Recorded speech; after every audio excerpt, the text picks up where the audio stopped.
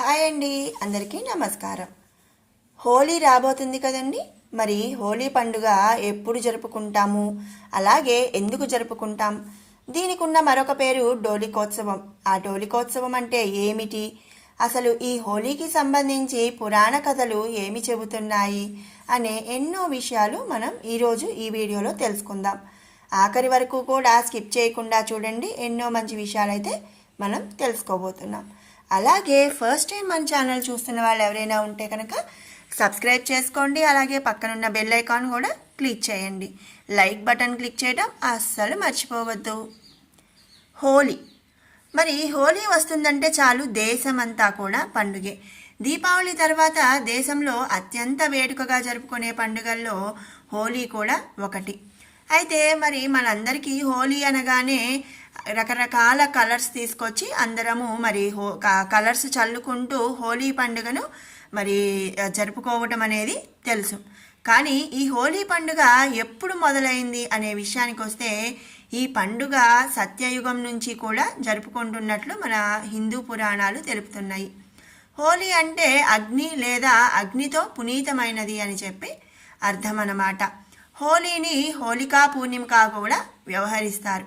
ఈ హోలీ పండుగ ప్రతి సంవత్సరం ఫాల్గుణ మాసంలోని పౌర్ణమి రోజున వచ్చే పండుగ. దీనికే మరొక పేరు హోలీకి కాముని పున్నమి, హోలికా పున్నమి, అలాగే డోలికోత్సవం అని కూడా అంటారు. ఇక 2025 సంవత్సరం మార్చి 14వ తారీఖు హోలీ పండుగ వచ్చింది. ఈ సందర్భంగా మరి పుట్టుపూర్వత్రాల గురించి పురాణాల్లో ఎలాంటి భిన్నమైన కథనాలు ప్రచారంలో ఉన్నాయి అనే ఆసక్తికరమైన విషయాలు మనం ఇప్పుడు తెలుసుకుందాము. హోలికా దహనం రోజునే రాక్షసరాజు హిరణ్యకశిపుడి కుమారుడు ప్రహ్లాదుడు నిత్యం విష్ణుమూర్తిని స్మరిస్తూ ఉంటాడు. అది హిరణ్యకశిపుడికి నచ్చదు. దీంతో ప్రహ్లాదుడిని మట్టుబెట్టాలని నిర్ణయించుకుంటాడు. దీంతో అతని రాక్షస సోదరి హోలికను పిలుస్తాడు. ఆమెకు ఉన్న శక్తితో ప్రహ్లాదుడిని మంటల్లో ఆహుతి చేయాలని ఆమెను కోరతాడు. దీంతో ఆమె ప్రహ్లాదుడిని ఒడిలో కూర్చోబెట్టుకొని మంటల్లో దూకుతుంది. అయితే విష్ణుమాయతో ప్రహ్లాదుడు ప్రాణాలతో బయటపడగా హోలిక అనే రాక్షసి మాత్రం ఆ మంటల్లో చనిపోతుంది. హోలిక అనే రాక్షసి దహనమైన రోజునే హోలీ అని పిలుస్తారని ప్రచారంలో ఉంది. మరి కాబట్టి కొన్ని ప్రాంతాల్లో రాత్రి వేళ హోలికా దహనం అనేది నిర్వహిస్తూ ఉంటారు. ఇక ఈ రోజునే డోలోత్సవం కూడా జరుపుకుంటారు. వంగదేశంలో డోలోత్సవం లేదా డోలికోత్సవం అని చెప్పి ఈ హోలీ పండుగ రోజు జరుపుకుంటారు.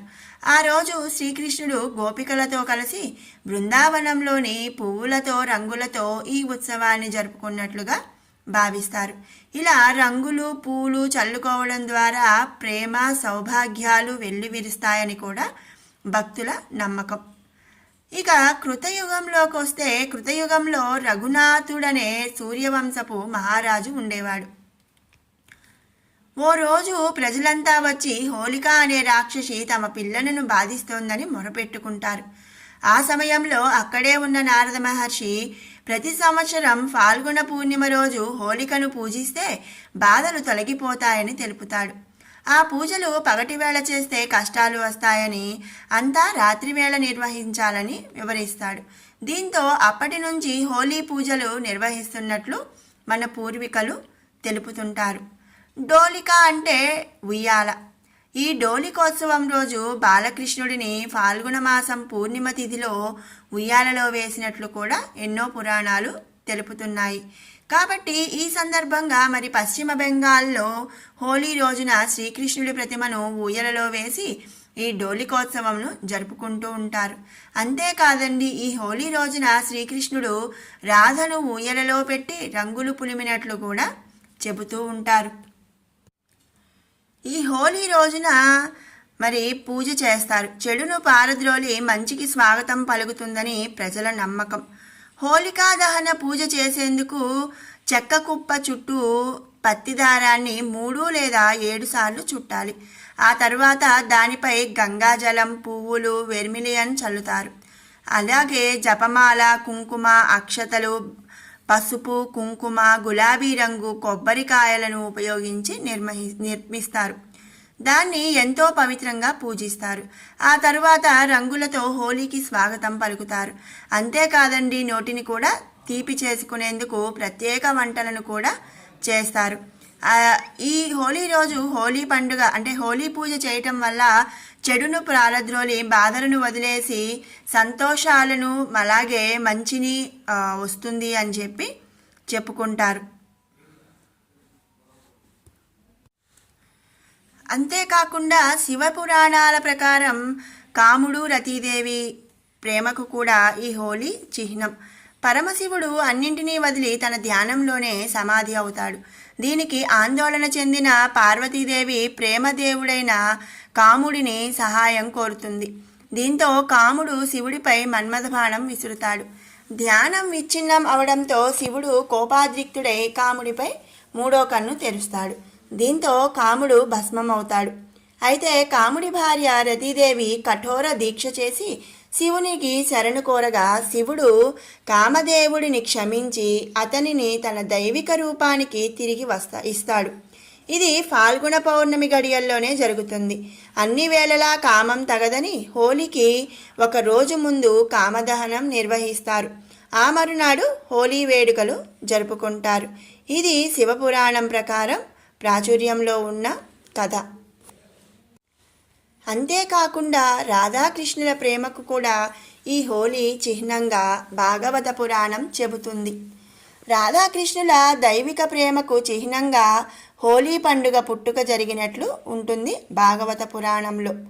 కృష్ణుడు ముదురు రంగులో ఉంటాడు. రాధ చాలా అందంగా ఉంటుంది. ఓ రోజు కృష్ణుడు తల్లి యశోద వద్దకు వెళ్ళి రాధ గురించి చెబుతాడు. రాధ మేని మెరుపు తన ఒంటి ఛాయ పూర్తి విరుద్ధంగా ఉంది. ఆమె నా ప్రేమను అంగీకరిస్తుందా అని అడుగుతాడు. అప్పుడు యశోద బదులిస్తూ రాధ ముఖానికి కూడా నీకు నచ్చిన రంగు పూయమని సరదాగా అంటుంది. దీంతో తల్లి యశోద సలహాను అనుసరించి శ్రీకృష్ణుడు రాధముఖానికి రంగులు పూస్తాడు. అలా హోలీ మొదలైంది. అప్పటి నుంచి అందరూ బృందావనం, మధుర, నందిగావ్ ప్రాంతాల ప్రజలు హోలీ సంబరాలు జరుపుకోవడం ప్రారంభించారు. ఇదే కథ నేపథ్యంలో ఉత్తరప్రదేశ్లోని బర్సానా పట్టణంలో లాత్మార్ హోలీ పేరుతో వేడుకలు జరుగుతాయి. హోలీ సందర్భంగా ఇక్కడ మహిళలు పురుషులను కర్రలతో వెంబడిస్తూ వారిని రెచ్చగొట్టే విధంగా పాటలు పాడతారు. బర్సానా అనేది రాధ స్వస్థలం. తల్లి యశోద మాట విని శ్రీకృష్ణుడు అతని స్నేహితులతో కలిసి రాధ వద్దకు వస్తారు. ఆ సమయంలో శ్రీకృష్ణుడు రాధకు, అతడి స్నేహితులకు, అక్కడి గోపికలకు రంగులు పూస్తారు. దీంతో వారు వీరిని కర్రలతో వెంబడిస్తారు. ఇదే సంప్రదాయం ప్రతి హోలీకి కొనసాగుతుంది. బృందావనం, మధురలో ఫూలోన్ కి హోలీ పేరుతో పండుగ జరుగుతుంది. హోలిక పండుగ రోజున జరుపుకోవడానికి రంగులకు బదులుగా పువ్వులను ఉపయోగిస్తారు ఇక్కడ. ఈ విధంగా హోలీకి రకరకాల పురాణ కథలు ఉన్నాయి. ఏదైనా హోలీ పండుగ అనగానే మనందరికీ గుర్తొచ్చేయి కలర్స్ చల్లుకోవటం, అలాగే మరి హోలీ దహనం, ఇవన్నీ కూడా వస్తాయి. మరి అందరూ కూడా హోలీ పండుగను ఎంతో ఆనందంగా జరుపుకోవాలని నేను ఆశిస్తున్నాను. మీకు ఈ వీడియో నచ్చినట్టయితే లైక్ చేయండి, షేర్ చేయండి. అలాగే మరిన్ని అప్డేట్స్ కోసం మన ఛానల్ని సబ్స్క్రైబ్ చేసుకోండి. మరొక మంచి వీడియోతో మళ్ళీ కలుసుకుందాం. Thank you.